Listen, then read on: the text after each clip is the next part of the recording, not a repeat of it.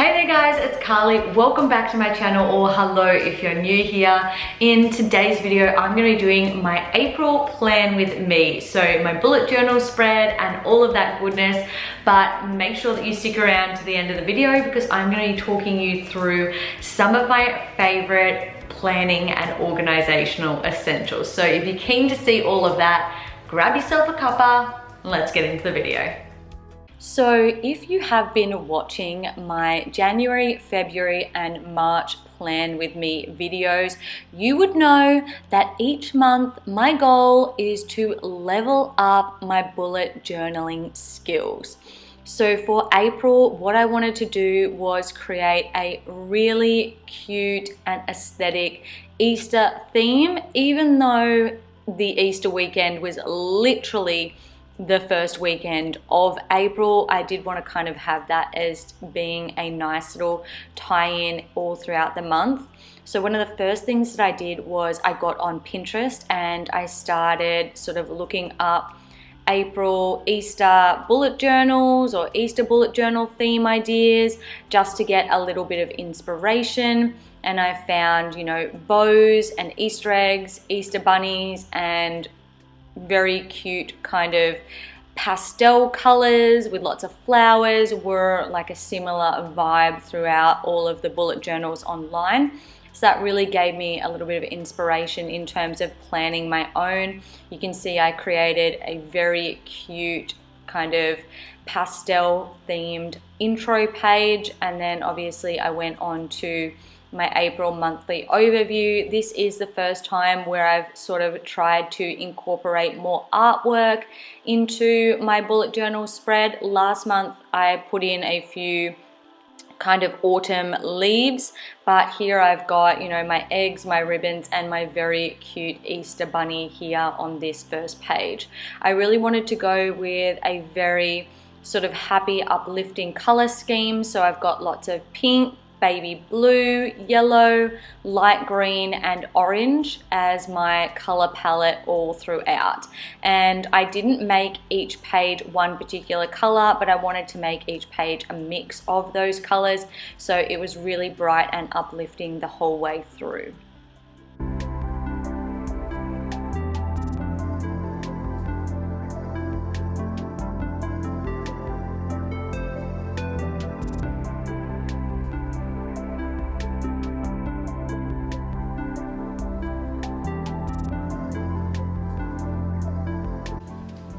So here is my April bullet journal. I went for a really sort of bright, colorful, happy aesthetic.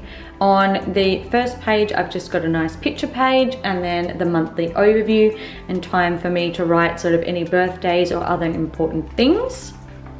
And then this is a general overview of what my weekly spread looks like. So these 3 days were left over from March, but I still wanted to have them in there. And then I actually start my, you know, April spread. And I really went ham when it come to putting the stickers on. They were left over from another journal that I had in 2020, and I just wanted to start using them up. So pretty much every page has a bunch of stickers.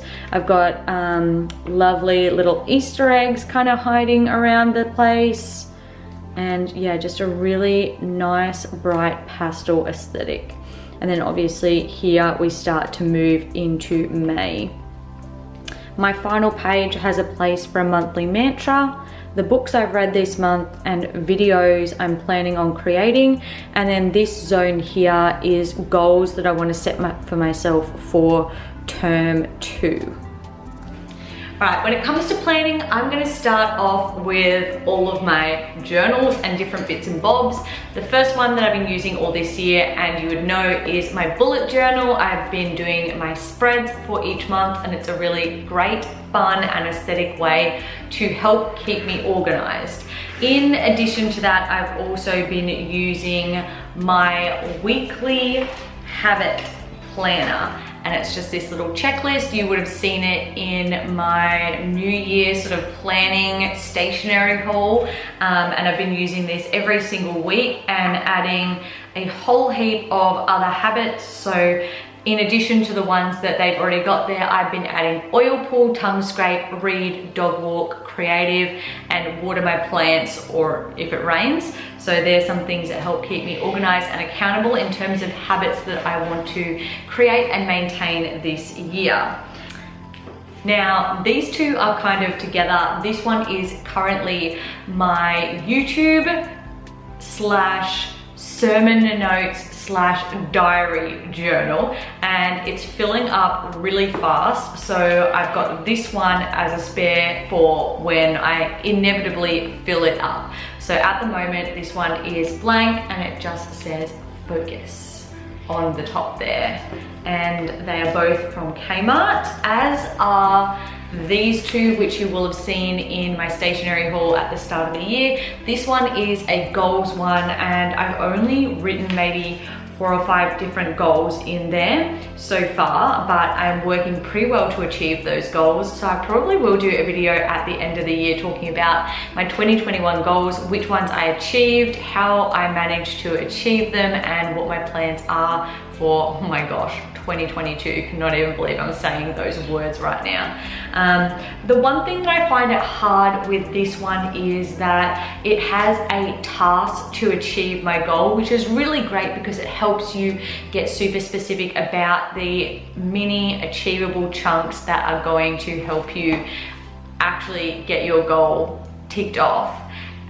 But sometimes when your goal is something that is not quite as tangible, being able to think of ways to break it down is challenging. So this one has been a little bit of a challenge for me, but still worthwhile. And then this one is my gratitude journal. And what I'm actually finding is I'm currently not using this one as much because I do have a gratitude journal that I'm finishing off at the moment. And I do think that I will start to use this a little bit more during the school holidays, because the thing that I like about this one is, yes, it's a gratitude journal, but then it's also got space for today's focus and tomorrow I want to, where you can put down a whole heap of jobs and goals that you want to achieve during the day. So it kind of blends together both a gratitude journal and my bullet journal in terms of organization. So I'm even thinking like for next year, rather than doing a bullet journal and taking all the time to do that, if I can get something like this that sort of just like easily blends all of my necessities together, it's going to be so much less time consuming and just so much easier having things in the one spot. So now that I've talked to you about like the books, stationery that I use to help get organized, I want to get into all of my pens, texters, etc. because for me that's like super fun.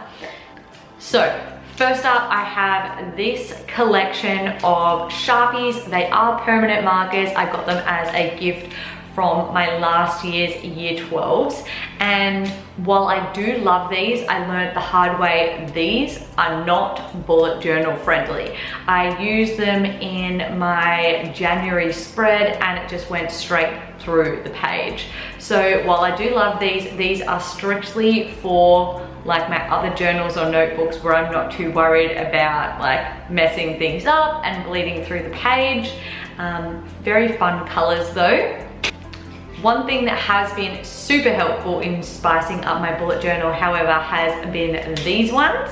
These are the Staedtler Tri Plus Fine Liner, and they are dry safe, and I have a whole heap of different colors. These are actually 2 different packs. So one pack, which is predominantly sort of pinks and purples, I actually got from my sister as like a bit of a birthday gift last year, and the rest, which is kind of the rest of the rainbow colors, I bought myself prior to starting my no buy. But these ones are really good and really safe for my bullet journal. They don't bleed through and they just add that fun pop of color. Next up, I have this very small collection from Typo. I got them when I did a really big cotton on order last year. And the thing that I like about these is the top thick section there is a highlighter, and then the bottom thin section is a fine liner. The problem with these is that the highlighters are really good. They don't bleed through too much and they've got nice pastel colors, but the fine liners are just really fine in their colors and they don't stand out that much, which is good if you want something a little bit more subtle, but I certainly wouldn't use these as the colors that I'm going to write in, because chances are I will find it difficult to read them. So these are really just for decorative purposes in my bullet journals and other journals only. My second last thing is these two set of highlighters. They are from Stabilo. I've got one set which is kind of like my pastel-y type colors, and then the other which is like more of those vibrant regular highlighters. I tend not to use these in my bullet journals because they bleed through, but I pretty much always use them in my regular journal. And the final thing I want to talk about is my little pencil collection. These are from Scholar, and I think I just got them maybe at like Woolworths when I was doing my sort of little New Year stationery haul. I got these to spruce up my bullet journal, and these are the predominant thing that I use in my bullet journal because they add that spice, that pop of color without bleeding through to the next page. So certainly necessary. Get yourself some nice fine liners that aren't going to bleed through, and definitely get yourself some pencils, like a nice variety collection. You don't need to buy the expensive ones. These were like, you know, pretty reasonable for a good sized pack, just to have that little bit of choice if you are planning on doing bullet journals yourself or just want to kind of spice up your organizational systems. I hope you guys enjoyed seeing my April plan with me and some of the stationery products that I'm using to keep myself organized and all of my like organizational systems looking on point and aesthetic. If you enjoyed this video, make sure you give it a thumbs up and don't forget to subscribe down below. I put out videos every single week. I hope you guys have a fantastic rest of your week, and I'll see you all in my next video. Bye guys.